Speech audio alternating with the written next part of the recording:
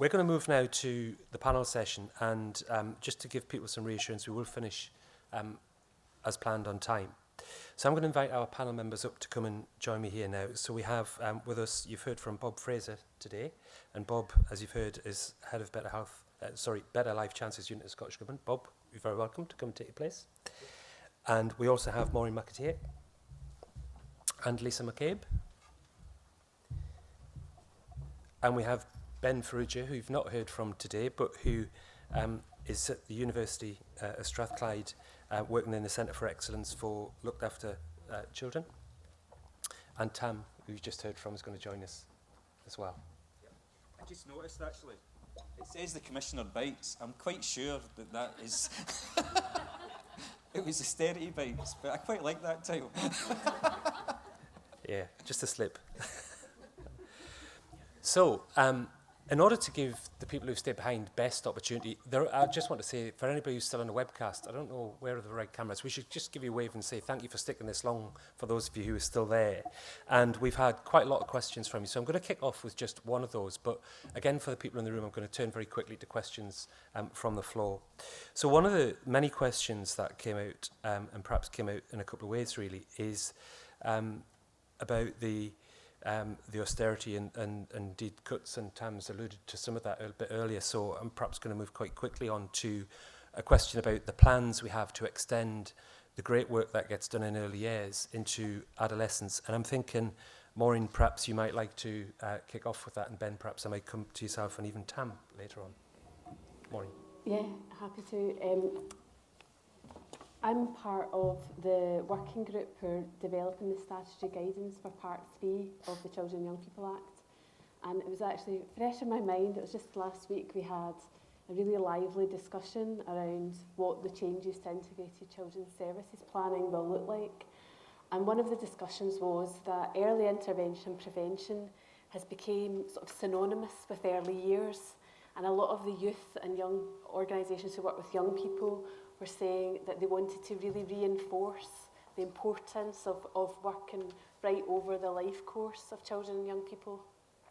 So with that in mind, I think it's highly likely that in the statutory guidance that we develop, that the plans will no longer be called Integrated Children's Services Plans, but be called Children and Young People's Plans, to try and ensure that we capture across whole community planning partnerships the work that goes on with all ages and stages, and also to try and encourage people to remember that early intervention prevention can happen at any stage. It doesn't need to be just orientated in the early years. Ben. Thanks, George. Hi, everyone. Nice to be here. Yeah, I'd just point out as well that across all the looked after children sections of the Act and the agenda more widely, it's all rising up to the age of 26, to the 26th birthday, and that I think is a really positive development. It's an acknowledgement and a reflection that young people in general need our support well into their adulthood, and these arbitrary ages that we set for services to deliver are probably not appropriate anymore, and we need to move beyond that. So I think the Act is a really good opportunity to start to pose that challenge and to start to change our idea of what adolescence and I'd say adulthood is, I think. Okay, I'm guessing, Tam, you might want a little bite of that. I mean, we spent the last 5, 6, 7 years educating ourselves on the science of brain development in children, and this audience is probably quite familiar with lots of that. And there's emerging evidence about similar processes happening in the adolescent brain, pre and post puberty. So there's a speeding up of the synaptic connections and a stripping out. It's a much more difficult area to research because they've got much keener sense of personal agency. There's factors related not just to the family, but to their peers and to the wider environment in which they're mixing, and they're going through hormonal changes as well. So it's a pretty stormy time.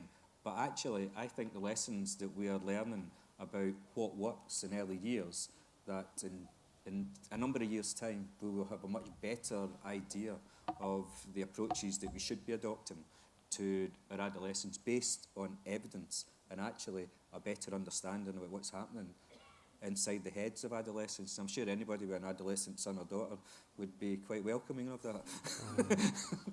Okay, thank you. So just before we take some questions from the floor, and whilst people are getting their ideas ready about what they want to ask, I just wondered whether the panel might give just a very quick, maybe 60-second reflection. Maybe if you're writing a bullet point, what would your reflection on today be? And even maybe what would your call for action be to the audience you've got in front of you? Perhaps, Bob, start at this end.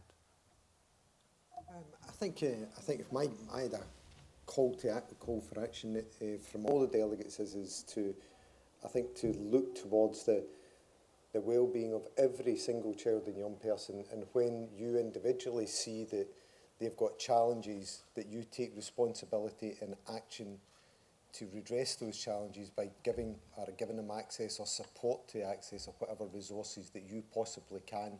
And it's not always about the usual suspects, it's about all of our children and young people. Yeah. Maureen.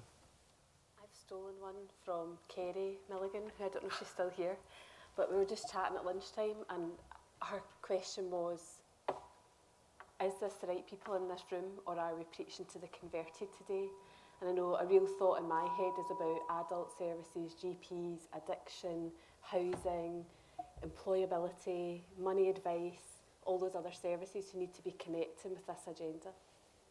Lisa, your thoughts? My reflection on today is that, firstly, there's so much to celebrate already within the system and what's happening. And as I listen to people on the stage, but more importantly, listen to all of you as we've gone about taking teas and coffees, there's a great deal of energy and commitment to really make a difference to children, and I don't think we should forget that. But actually, to follow on from Maureen's point, which is, in my mind, how do we get to the naysayers? If we say that all of us here are the converted, then how do we get to people that are perhaps a bit more cynical of some of those messages that actually have been around for a wee while? And I suppose my call to action then would be to really, for each and every one of you, to realise the influence that you have, and to go out and be confident to be given those messages that you have been hearing today, because right is on your side in that regard. Okay, just in time. Yeah, we might need it in future. Depends where the questions go. Ben. I suppose I've got two linked points, I think. One is, I think the key word from today for me has been about relationships. I think it's been in lots of people's presentations and conversations, and those are relationships between professionals with children and with their families, and then relationships between professionals, and it's relationships which allow young people to have those brain developing moments that you were talking about, Tam.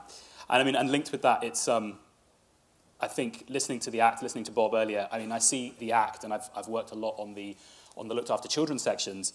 The ACT is about empowering, for me, frontline professionals and families and children. It's about empowering you all to become, I think, with a small a, advocates for the services that they need. And so the call for action, or I think perhaps more accurately for me, I think the challenge that I'm leaving today with is about senior managers making an enabling context for all of us to do this work. And that's a big challenge, but I think all of us as advocates with a small a, I think we can put pressure to try and see that happen, I think. Okay, and Tam. Okay, I'm going to sound a bit cheesy. I haven't been here all day, but there's two things strike me. One is that it's all very easy to say about listening to children and young people. It's actually pretty challenging. Sometimes you don't like the messages, sometimes they don't tell us all the same things, sometimes they want immediate gratification and whatever it is. So I think we've got a very long way to go on that. And if I was going to make a call, I quite like the idea of us developing rights respect in nurseries in the same way that we've got rights respect in schools. And I think there's an appetite within early years to actually start looking at that. So I don't think I'll be around to do... you're going to tell me you've got a rights respect in nursery?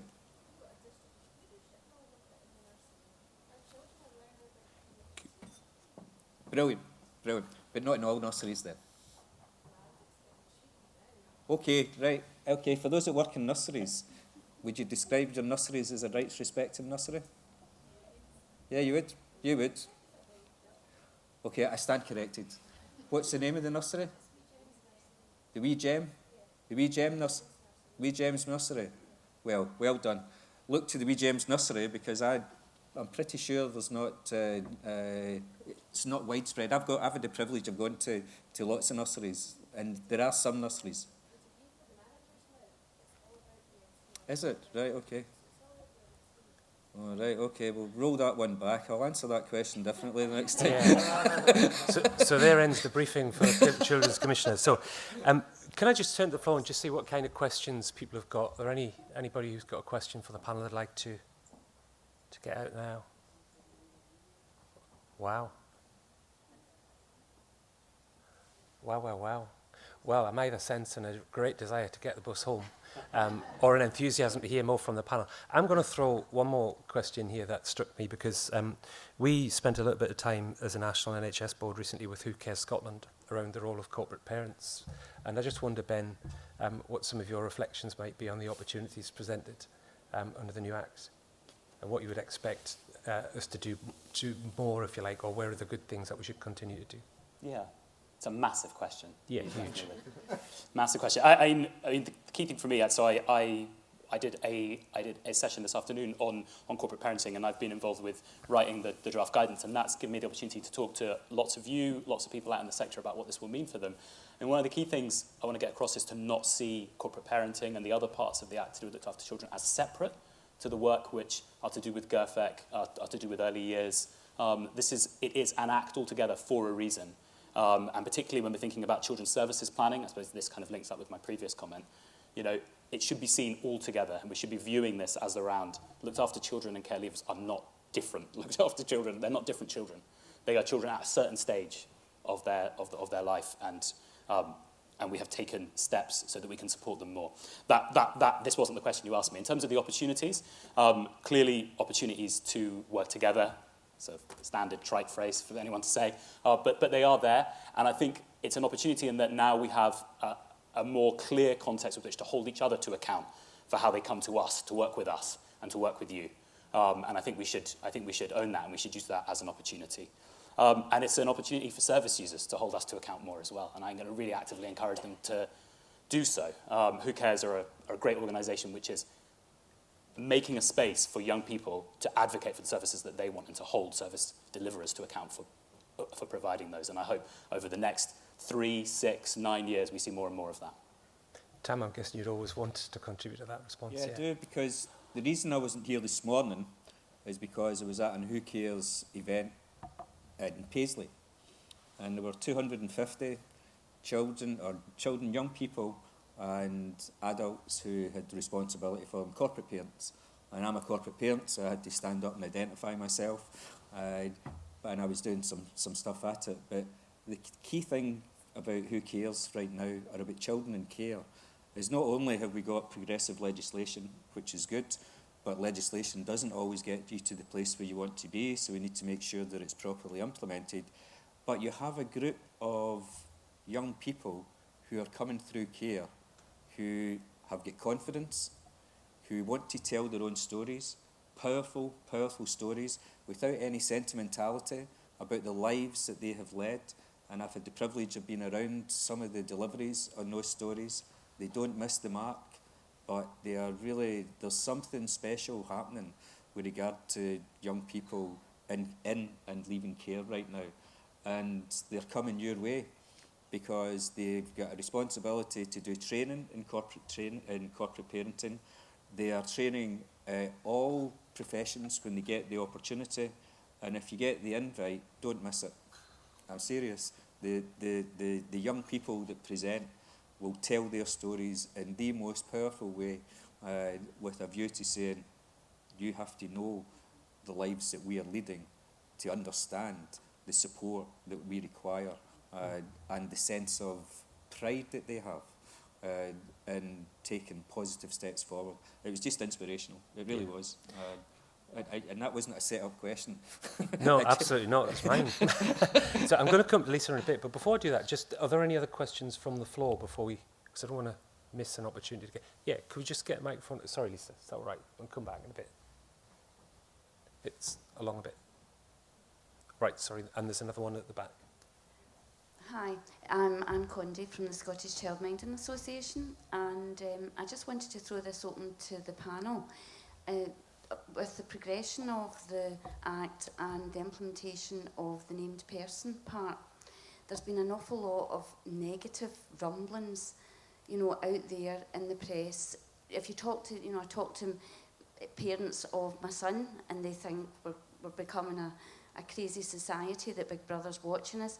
I wondered if there was any measures going to be put in place to retaliate against that and to try and get the real message out about what it means, because I think people have just picked up on that as really negative, and they're saying they don't agree with it, and it's just really to help the implementation. We should maybe counteract that. Okay, thank you.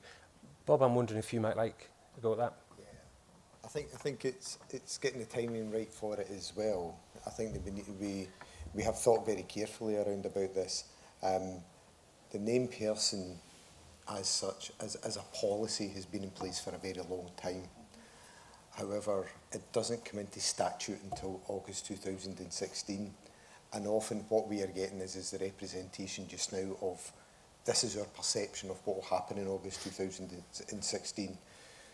We don't want to go out too early and enter into discussions about something that's going to happen more than a year away at this point in time. There is also judicial processes ongoing. You'll be aware that there was a challenge to the named person, and we can see that was comprehensively dismissed in all counts. But there is an appeal, and the appeal will be heard in early June.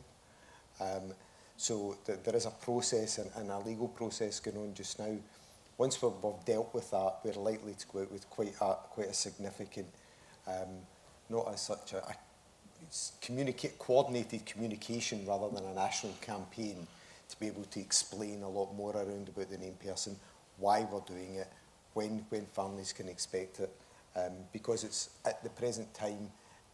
It's not consistent across Scotland either. So you may go to some areas within Scotland and some health visitors wouldn't recognise themselves as a named person at this point in time, or some teachers may not, as such. The deputy head or head teacher, who would normally be the named person, are not recognising themselves as that at this point in time. So it's difficult to communicate. You have that when actually you don't.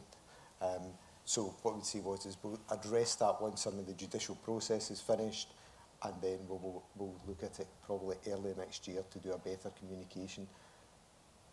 We're absorbing the flak on it. We're absorbing the flak on it at this point in time. Okay, thank you, Bob. So one of the things about being the chair is you don't get excused from the yellow and red card signals at the back. So I've now got my yellow, but I'm going to take this question here because I think we've been ready to do that. So. My name's Lorraine. I'm head of centre in a nursery in Glasgow.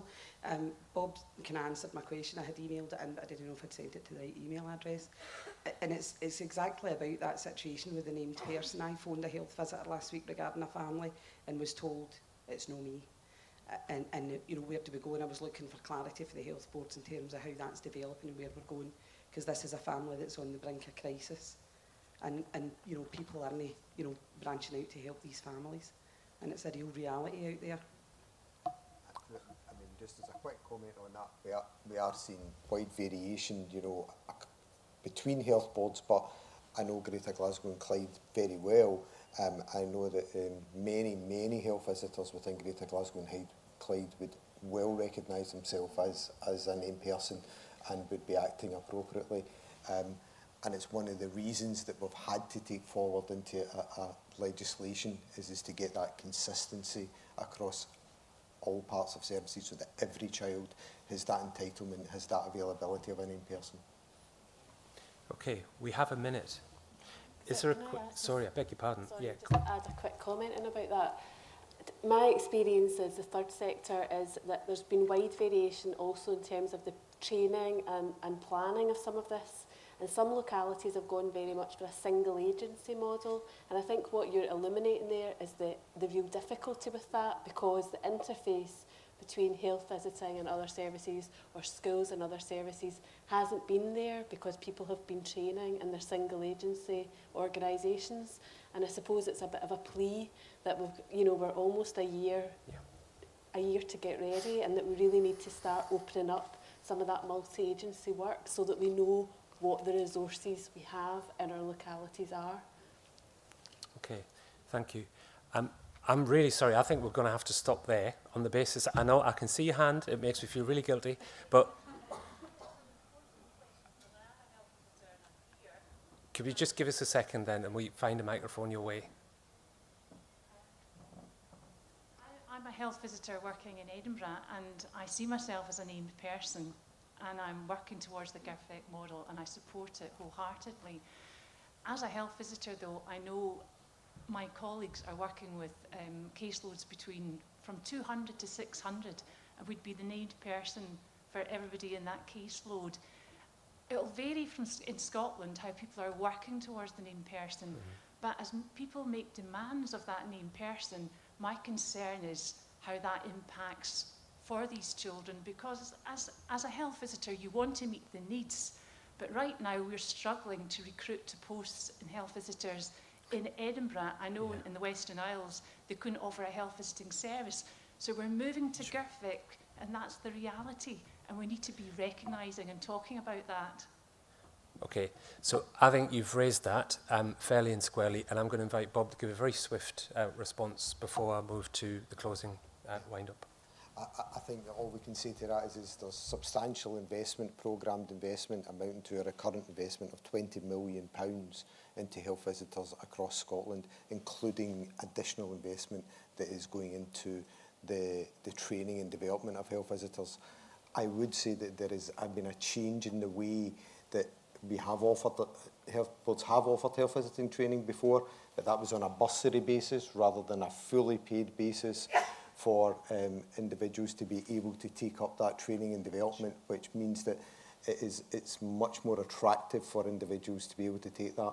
What we do know is that Glasgow, I don't know the numbers in Lothian, but I will give you the numbers from Glasgow. Glasgow, we're looking for an additional 60 health visitors to train, and they got applications of 500 people, and they interviewed 500 for the 60 posts to train.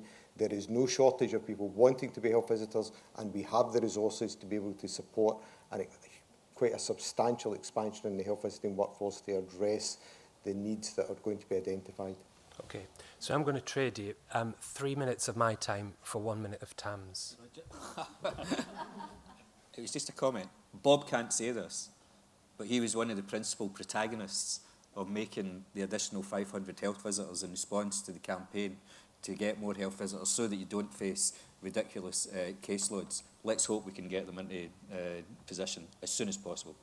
And I'm going to jump on the bandwagon as well, since we've eked out the time a bit, to say that one of the other things that I had written down today was that theme of partnerships and working together, and absolutely what we don't want is to, in having the main person, we don't want to lay total responsibility to any one agency and make that one agency feel overwhelmed by the level of what they feel some accountability lies with them. So it is about partnerships and everybody doing their bit to help out and make a difference to children and young people.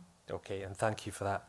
So I'm going to move us more to a close. I'm going to say some brief thank yous and then leave you with a very succinct message from our new Chief Medical Officer. So the thank yous have to go to all of our presenters and contributors today. I think it's enabled a fantastic conversation space for us. I've certainly been enthused by people catching me over the coffee or over the lunch break or what have you, and I'm sure all of you have, and hopefully you've made some new contacts that you can keep that conversation going with.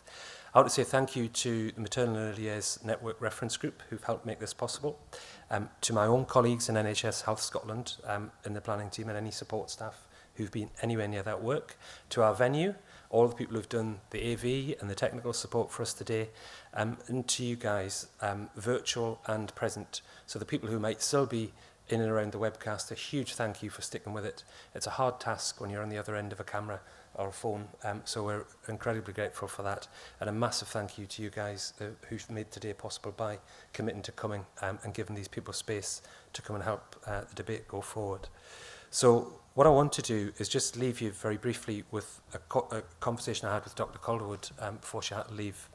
And if she'd still been here, one of the challenges she would have set at the end would have been for all of us, me, you, everybody sat next to you, to see ourselves as leaders and to take a leadership opportunity here. To know what's right, to have some belief that it's right, to stick with it, to go back to your workplace tomorrow, to speak to your colleagues, to speak to your partners, and to talk about all the things that you believe are going to make a difference in giving Scotland's citizens the best possible chance in their most early years. So that was on behalf of Dr. Calderwood. So with that, I'd say thank you everybody for today and safe home.